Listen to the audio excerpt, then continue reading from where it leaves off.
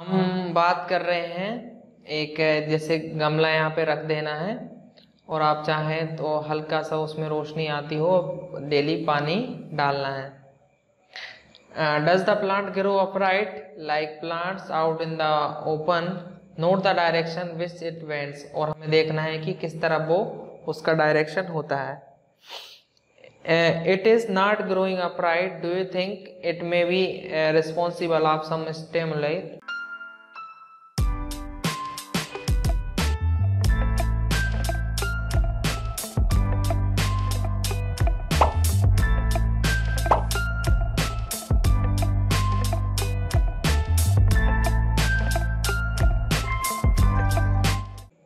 Stimulus. All living respond to changes around them. अब जैसे यदि ये बाहर रखा रहता है तो आराम से ग्रो करता है, और यहाँ पर यदि कर दिया है तो क्या है, ग्रो नहीं कर रहा है। तो हाँ, जो पौधे हैं वो भी चेंजेस के अराउंड में जो उनके होते हैं उसके बारे में भी वो रिएक्ट करते हैं। लिविंग ऑर्गेनिज्म एंड एक्सक्रीशन, और हमें अब बात करना है एक्सक्रीशन के एंड लिविंग ऑर्गेन्स के। ऑल ऑर्गेनिज्म नीड फूड, मतलब सभी ऑर्गेनिज्म को फूड की जरूरत पड़ती है। Not all the food that is eaten is completely used, मतलब जो ऐसा नहीं कि पूरा खाना जो खा रहे हैं वो कम्प्लीटली यूज हुआ हो। Only a part of it utilised by the body, what happened to the rest, this has to be removed from the body as waste, and our body produce some waste in other lives process also. The process of getting rid waste by organism is known as excretion। मतलब कुछ जो खाना हम खाते हैं ऐसा जरूरी नहीं है कि पूरा खाना हम यूज में लाएं, जो अनयूज्ड खाना रहता है, जो वेस्ट रहता है, वो एक्सक्रीशन प्रोसेस के द्वारा बाहर निकाल दिया जाता है। Do plants also excretes? They do but not as seen in animals। मतलब प्लांट्स भी करते हैं लेकिन एनिमल्स की तरह नहीं। The mechanism in the plants are little different. Some plants find the possible to store the waste product within their part in the way they do not harm the plant as whole. Some plant remove waste products as secretions. और कई बार वो plant में store करके भी रख लेते हैं, और कई बार सीक्रेशन भी कर देते हैं जो उनका वेस्ट रहता है। Excretion is another characteristics common to all organism, और जो एक्सक्रीशन की प्रोसेस है वो बहुत सारे एनिमल्स में कॉमन है। Do all organism reproduce their own kind, और अब आगे बात करते हैं कि जो ऑर्गेनिज्म है वो रिप्रोड्यूस करते हैं या नहीं। Have you ever seen nest of some bird like pigeon, उसमें पूछ रहे हैं कि क्या आपने पिजन का जो घोंसला है वो क्या देखा है। Many birds lie their eggs in the nest, some of the egg hatch and young birds come out them. और जो बहुत सारे एनिमल्स जो जिसमें बर्ड्स हैं, पक्षी हैं, वो अंडे रखते हैं जिससे बच्चे पैदा होते हैं। Animal reproduce their own kinds, animals जो हैं वो रिप्रोड्यूस करते हैं। And the mode of reproduction may be different in different animals। और जो mode of reproduction है, प्रजनन का जो तरीका है, वो सभी एनिमल्स में अलग अलग तरीके से हो सकता है। Some animals produce their young ones through eggs, some animals give birth to young ones। और जो रिप्रोडक्शन के द्वारा अलग अलग प्रोसेस, जो मोड ऑफ रिप्रोडक्शन है, मतलब हर एक अलग अलग हो सकता है। जिसमें हम बात करें कुछ जो ऐसे जानवर हैं जो अंडे देते हैं, और कुछ ऐसे जानवर हैं जो बर्थ देते हैं। Plant also reproduce and like animals, plant also differ in their mode of reproduction. Plants हैं उनमें भी ये प्रजनन की प्रक्रिया होती है। Many plants reproduce through seeds and plants produce seeds, और जो कुछ जो पौधे हैं वो सीड से भी होते हैं। Plants produce seeds which can germinate and grow into a new seeds, और जो है प्लांट है जो बनता है वो सीड से मतलब बीजों से बनता है, और उसके बाद फिर से वो बीज देते हैं, उससे भी नया प्लांट बन जाता है। Some plants also reproduce through parts of that seed. For example, a part of potato which a bird and also gives वो जो हम देखते हैं कि जरूरी नहीं कि सीड से ही हो, कई बार जो उसके वर्ड्स रहते हैं मतलब कुछ उसका भाग, उससे भी नया पौधा जन्म ले लेता है। Plant also reproduce through cutting. Would you like to grow a plant in way yourself? और कई बार हमने देखा है जो गुलाब का पौधा हम करते हैं वो उसी के भाग से एक कली तोड़ लेते हैं, उससे भी नया पौधा बनाया जा सकता है। आगे यहाँ पे बात की गई है, take a cutting from a rose और a mehndi plant, fix it in the soil and water it regularly, what do you observe after a few days. और हमें देखना है कि मेहंदी का प्लांट ले लेना है और रोज का प्लांट ले लेना है, और उसको कटिंग करके हम जब सॉइल में लगाएंगे, मिट्टी में लगाएंगे, पानी देते रहेंगे, फिर देखेंगे कि एक नया पौधा आ जाएगा। It may not be easy to grow plants from the cutting. Do not be disappointed if your cutting does not grow. Talk to a gardener if possible on the care of given to cutting the make into a plants. और क्या है, यदि हम जब cutting लगाते हैं तो उसके लिए एक अलग प्रोसेस रहती है। यदि आपका जैसे बाई चांस यदि आप रोज लगा रहे हैं, यदि आपसे नहीं होता है तो आप जो गार्डनिंग है जिसने पहले किया है उसकी आप मदद ले सकते हैं।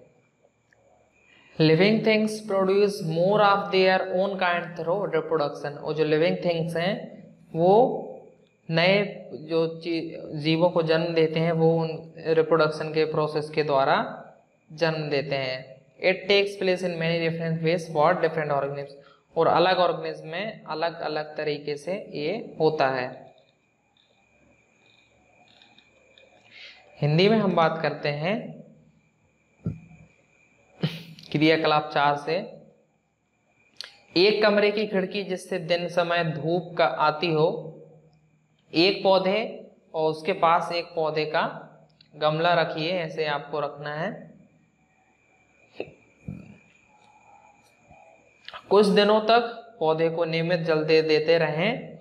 क्या यह पौधा खुले स्थान पर रखे पौधे की तरह सीधा ऊपर की ओर वृद्धि करता है। और आप देखिए कि उसकी जो ग्रोथ है वो जो बाहर रखे पौधे हैं उसी की तरह कर रहा है या नहीं। यदि यह सीधा वृद्धि नहीं करता तो ज्ञात कीजिए कि यह किस ओर मुड़ता है। आपके विचार से क्या उद्दीपन की प्रतिक्रिया करता है। मतलब जब आप देखेंगे कि वो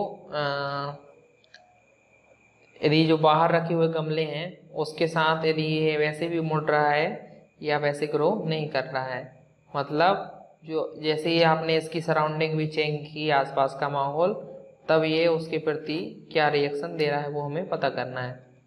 सजीवों में उत्सर्जन हमें पढ़ना है। सभी सजीव भोजन करते हैं। जीव इस ग्रहण किए हुए भोजन को संपूर्ण मात्रा का उपयोग नहीं करता। आहार का केवल कुछ ही भाग जीव के शरीर द्वारा उपयोग में आता है। भोजन के बचे हुए शेष भाग का क्या करता है, मतलब जो हम भोजन लेते हैं उसका पूरा भाग तो नहीं रहता है, वो हमारे यूज नहीं आता, तो जो बाकी बचे हुए भाग को क्या करते हैं, बाकी हुए बचे भाग को एक प्रोसेस के द्वारा बाहर निकाल दिया जाता है जिसको हम कहते हैं उत्सर्जन। और ये सभी सजीवों में होता है। जो मेन कुछ भाग भोजन का उसको उपयोग कर लिया जाता है, और जो अनडाइजेस्टेड जो अपचा हुआ खाना है, बिना पचे हुए खाने को वेस्ट के फॉर्म में निकाल दिया जाता है प्रोसेस से, जिसको बोलते हैं उत्सर्जन।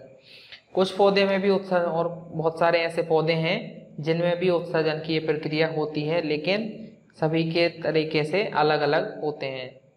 कई बार क्या करते हैं पौधे, कुछ पौधों में यह अपशिष्ट पदार्थ पौधे के कुछ विशेष भागों में संग्रहित किए जाते हैं जिससे पौधे को कोई हानि नहीं पहुंचती। और कुछ पौधों में अपशिष्ट पदार्थों का निष्कासन स्त्राव के रूप में होता है, मतलब जो सीक्रेशन कुछ रिश्ता रहता है उससे भी उसका वेस्ट निकलता रहता है।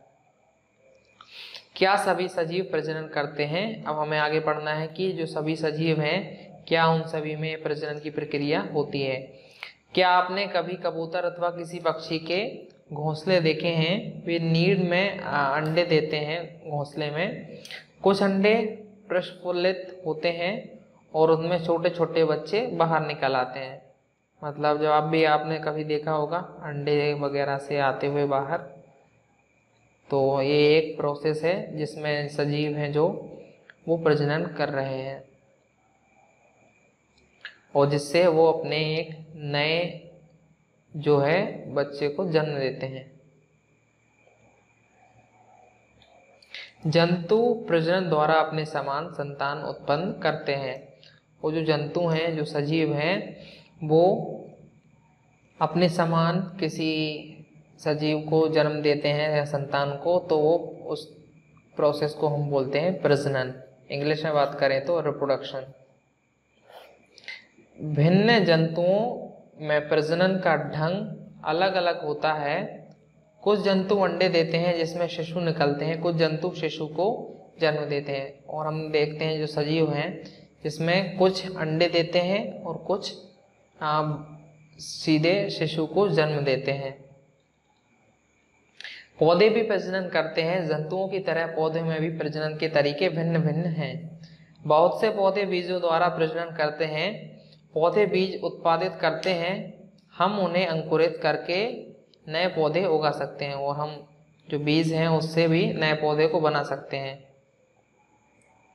और कई बार क्या है, आप चाहें तो आलू की जो एक भाग लें, आलू से भी नए पौधे बना सकते हैं। ऐसा जरूरी नहीं है कि बीज से ही कोई नया पौधा बन सके। कई बार आप काट के भी आगे यहाँ पे देखते हैं गुलाब और मेहंदी। यदि आप देखें तो गुलाब का एक हिस्सा लीजिए और मेहंदी से भी, और उसको जब आप सॉइल में लगाएंगे, मिट्टी में लगाएंगे, तो धीरे धीरे करके जब वो एक नए पौधे बन जाएंगे। यदि आपका नहीं बनता है तो आप चाहें तो किसी की मदद ले सकते हैं।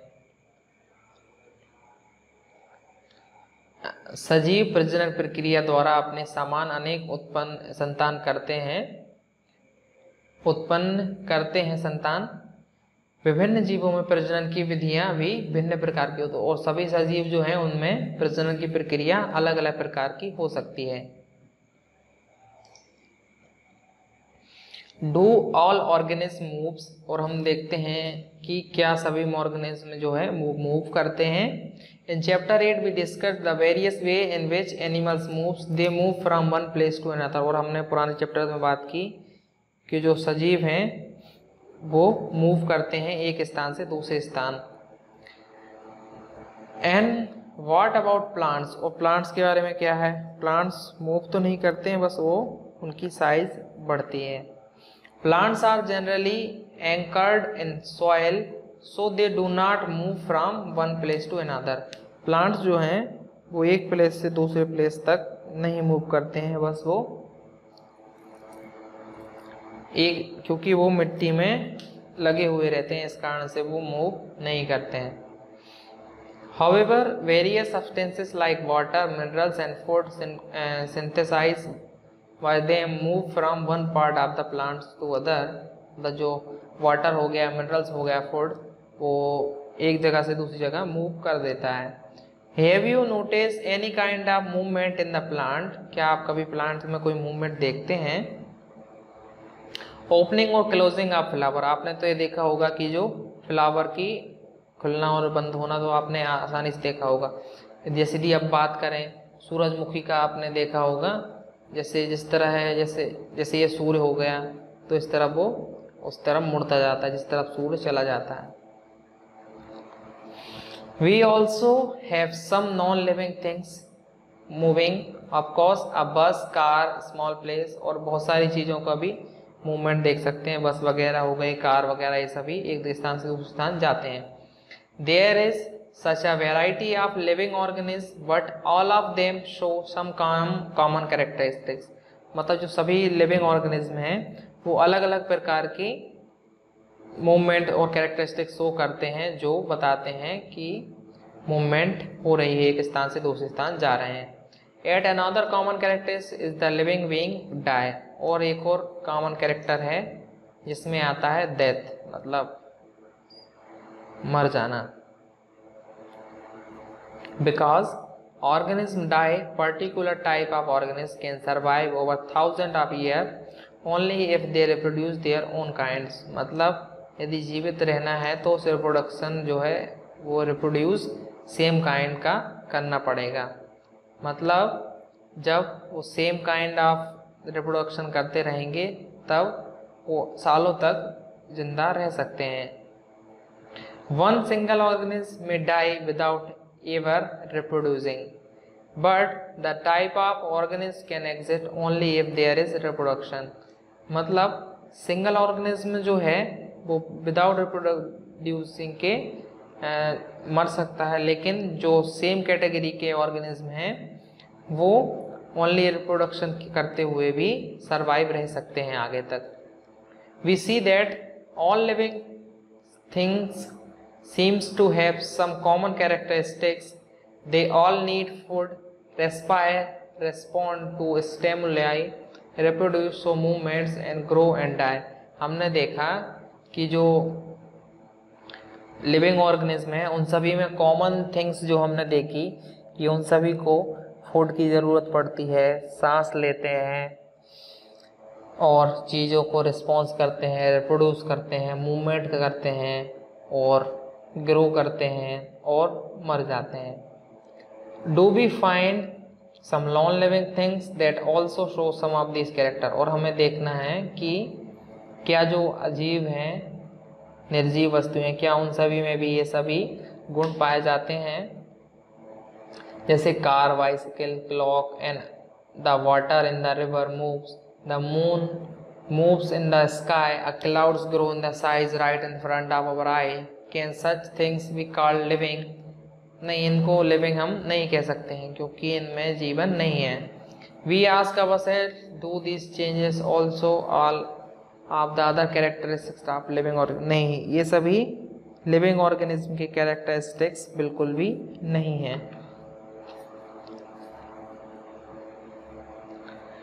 In general, something that is living may have all the characteristics that we have discussed, while non-living things may not show all these characteristics। मतलब हमने देखा कि जो लिविंग ऑर्गेनिज्म हैं उन सभी ने कैरेक्टरिस्टिक्स शो किए, बट जो नॉन लिविंग थिंग्स हैं वो ये सभी कैरेक्टरिस्टिक्स शो नहीं करते हैं। Is this always true? Do we always find that living things definitely show all the characteristics of the living that we have discussed? Do we always find that non-living things may show some of all these characters, never and all that? और क्या मतलब हमेशा ऐसा रहता है कि जो living जो हमने पढ़ा है वो सभी कैरेक्टरिस्टिक्स जो हैं वो सभी शो करते हैं, जो सजीव वस्तुएं हैं, और निर्जीव वस्तुओं के बारे में भी जो हमने पढ़े हैं वो सभी ये शो करते हैं। To understand this a little better, let us take a specific example. Consider any seed, say moong, it's is it living? It can stay in the shop for months and not show any growth or some of the other characteristics of life. मतलब हम यदि आप ये सब जानना चाहें तो हम एग्जांपल ले सकते हैं। मूंग जो है जैसे अब दुकानों में रखी हुई है, अब वो तो वहाँ पे ग्रोथ नहीं करेगी, तो उसके लिए फिर हम जब घर पे लेके आते हैं तब उसको, और जो खेती करने वाले लोग वो अच्छे से जानते हैं कैसे ग्रो करते हैं, तो हमें से क्या करना है उसमें बात कर रहे हैं कि उसको घर खरीद के लेके आएंगे और फिर उसको वो अलग अलग प्रोसेस करके फिर उसकी बुआई करते हैं और आगे करके जब वो खेत में उगती है। सो आगे बढ़ते हैं। However we bring the same seed and plant it in the soil, water it and turn into a whole plant. Did the seed need food? Did it excrete, grow and reproduce when it was in the shop for many months? और अब वे पूछ रहे हैं कि यदि वो shop में रखे रहता तो क्या वो ऐसे आगे बढ़ मतलब ग्रो कर पाता? नहीं, वो ऐसा ग्रो नहीं कर पाता। We said that there can be cases when we cannot easily say that thing has all the characteristics that we have discussed for we call living। और हम ऐसा नहीं कह सकते हैं कि जो सभी केसेस में ऐसा नहीं कह सकते हैं कि जो कैरेक्टरिस्टिक्स हम देखे हैं लिविंग ऑर्गेनिज्म की वो सभी में सेम हो। हिंदी में हम बात करें तो क्या सभी सजीव गति करते हैं। अध्याय 8 में हमने जंतुओं के गति के विभिन्न तरीकों की चर्चा की। वे एक स्थान से दूसरे स्थान तक जाते हैं, उनके शरीर में अन्य प्रकार की गति दिखाई देती है। और हमने देखा कि बहुत सारे जो सजीव हैं वो एक स्थान से दूसरे स्थान जाया करते हैं। पौधे के विषय में क्या विचार है, क्या वे कभी गति करते हैं? नहीं, पौधे जो हैं वो हमने देखा वो एक ही स्थान रहते हैं, लेकिन पौधों में हमने देखा प्रोसेस कि जो प्रकाश संश्लेषण की जो प्रोसेस है, जिसमें क्या है बहुत सारे खनिज हैं और पानी हो गया और भी अलग जो तत्व हैं वो मूव कर रहे हैं यहाँ से वहाँ, लेकिन हम उसको सजीव नहीं कह सकते हैं। हम कुछ निर्जीव वस्तुओं को भी गति करते हुए देखते हैं, बस कार वगैरह इन सभी की हमने गति करते हुए देखा। तो क्या इनकी गति सजीवों की गति से किसी प्रकार भिन्न है? हाँ, हम देख सकते हैं कि इनकी जो है मूवमेंट है वो अलग है और लिविंग ऑर्गेनिज्म का मूवमेंट मतलब सजीवों का मूवमेंट अलग है। प्रकृति में विभिन्न प्रकार के जीव हैं, लेकिन उन सभी के कुछ लक्षण एक समान हैं, जिसकी हम पहले चर्चा कर चुके हैं। मृत्यु सजीवों के लिए एक सामान्य लक्षण है, मतलब ये जो मृत्यु है सभी के लिए एक सामान्य जैसा लक्षण है। चूँकि जीव की मृत्यु होती है, इसलिए जीवों की प्रजातियां हजारों वर्षों तक अस्तित्व में रह सकती हैं। मतलब जो जीव हैं उनकी मृत्यु होती है, इसलिए जीवों की जो प्रजातियां हैं वो हजारों वर्षों तक सभी तभी अस्तित्व में रह सकती हैं जब वे प्रजनन कर सकते हैं। और समान यदि प्रजनन की प्रोसेस होती जाएगी तो सेम जो कैटेगरी से जो सेम प्रजाति है वो अनेक सालों तक सरवाइव कर सकती है या फिर रह सकती है। यदि प्रजनन की प्रोसेस नहीं हुई और सेम संतानें नहीं रही तो उस प्रजाति की जो है वो खत्म हो जाएंगे। एक अकेला जीव प्रजनन किए बिना भी मर सकता है, परंतु सजीव की प्रजाति तभी अस्तित्व में रहती है जब उसके सदस्यों में प्रजनन होता रहता है। यदि ये प्रजनन की प्रोसेस होती रहती है तो उस प्रजाति को मतलब खत्म नहीं किया जा सकता है। हमने देखा कि सभी सजीव वस्तुओं में कुछ विशिष्ट लक्षण समान रूप से दिखाई देते हैं। उन सभी को भोजन की आवश्यकता होती है। उनमें श्वसन, उत्सर्जन, उद्दीपन के प्रति अनुक्रिया। और हमने देखा कि जो सजीव हैं उन सजीव जो वस्तुएं हैं उन सभी में बहुत सारे काम वो भोजन की आवश्यकता होती है। वो श्वसन करते हैं, उत्सर्जन करते हैं, उद्दीपन करते हैं, प्रजनन, गति, ये सभी वृद्धि होती है और अनेक चीज़ों के प्रति वो अपना रिएक्शन देते हैं। ये सभी हमने अभी इसमें पढ़ा। क्या हम ऐसी कुछ निर्जीव वस्तुओं को जानते हैं जिनमें इन लक्षणों में से कुछ लक्षण दिखाई देते हैं? कार, साइकिल, घड़ी एवं नदी का जल गति करते हैं। आकाश में चंद्रमा गति करता है। हमारे देखते देखते एक बादल के आकार में वृद्धि हो जाती है। क्या इन वस्तुओं को सजीव कहा जा सकता है? नहीं, जिनमें जीवन नहीं है उनको हम सजीव बिल्कुल भी नहीं कह सकते हैं। सामान्यतः सजीवों में भी वो लक्षण पाए जाते हैं जिनकी हमने चर्चा की है, परंतु निर्जीव वस्तुओं में वे सभी लक्षण एक साथ दिखाई नहीं देते हैं। क्या है यह हमेशा सत्य है कि क्यों हमें सभी सजीवों में वे सभी लक्षण जिनकी चर्चा हमने की हमेशा निश्चित रूप में दिखाई देते हैं? क्या हमें निश्चित जीवों में वो सभी लक्षण कभी भी एक साथ नहीं दिखाई देते, उनमें से कुछ मात्र लक्षण दिखाई देते हैं? इस विषय की ओर अच्छी प्रकार से हम समझने के लिए आइए कुछ किस बीज के विषय में विचार करते हैं और हम इस सब के बारे में अच्छे से विचार करते हैं, जिसमें हम उदाहरण लेते हैं मूंग के बीज का। क्या यह जीवित है? यह एक दुकान पर अथवा भंडार में महीनों रखा हो रहता है तथा इसमें कोई वृद्धि नहीं होती है अथवा जीवन के कुछ अन्य लक्षण भी दिखाई नहीं देते, परंतु जब हम इन्हीं बीजों को मिट्टी में बोकर जल को सींचते हैं यह पौधा बन जाता है। क्या महीनों तक दुकान में रखे बीज को भोजन की आवश्यकता थी? इसमें उत्सर्जन, वृद्धि और प्रजनन हुआ था? नहीं, इसमें ये सब प्रोसेस नहीं हुई। वो दुकान में रखे रखे ऐसे ही, तो उसकी ग्रोथ नहीं हो सकती है। हमने देखा कि कुछ ऐसे भी उदाहरण हैं जब हम सरलता में नहीं रह सकते हैं, तब उनमें सजीव में सभी लक्षण दिखाई देते हैं। इन्हें हम जीवित कहा जा सकता है। और हमने जो आगे इसमें वो बात की, जिसमें जो जितने सारे उदाहरण दिए और बहुत सारी जो चीज़ें उसमें दिखाई दी गई हैं, जो गुण उसमें दिखाई देते हैं, उन सभी को हम जीवित कह सकते हैं। What then is life? हम लाइफ के बारे में बताते हैं कि push your hand deep inside a sack of wheat. Do you find it warm inside? There is some heat being produced inside the sack of wheat. The seed respires and in that process give out some heat.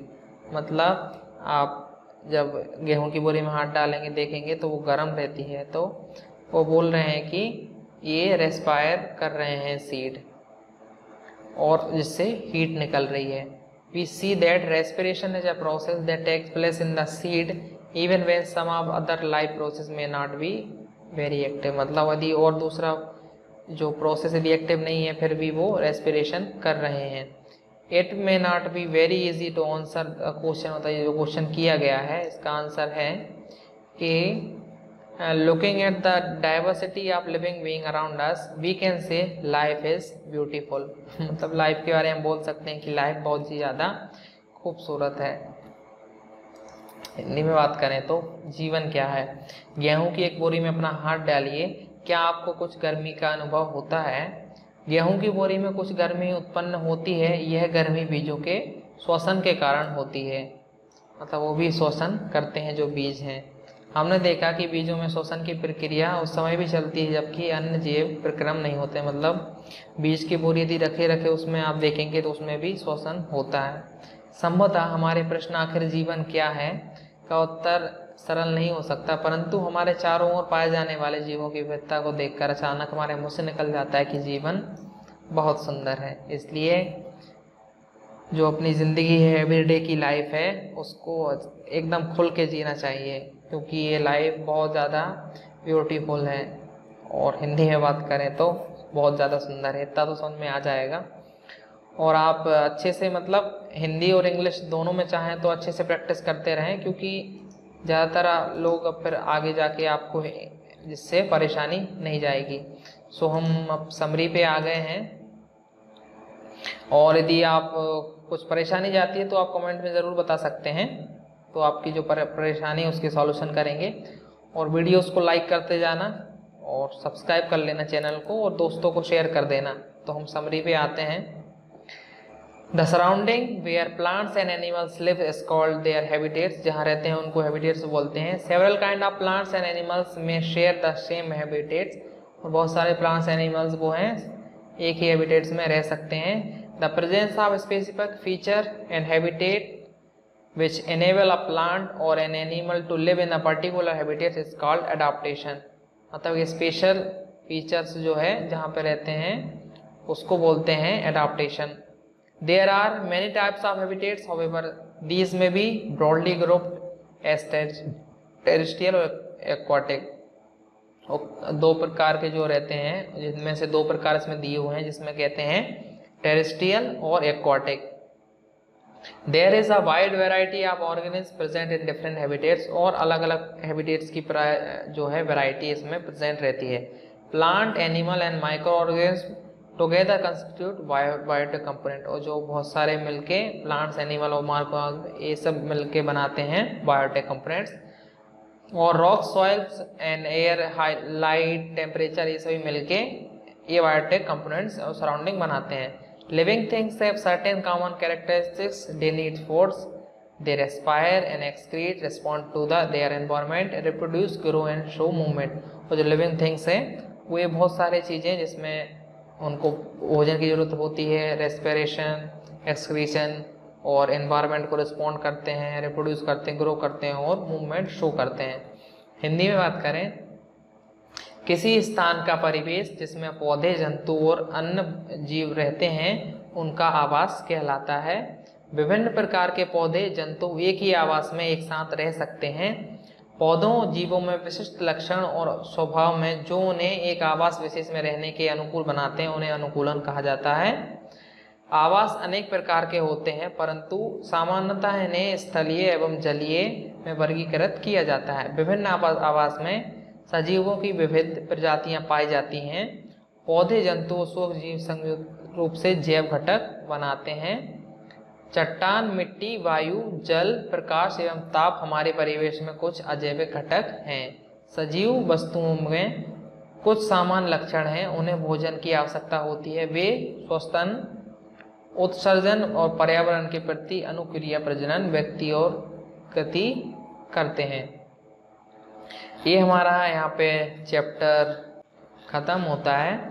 अब यहाँ पे जो जितने भी हमने अभी पुराने जो चैप्टर्स किए हैं इन सभी का हमने चैप्टर तो अब डिस्कस कर लिया है।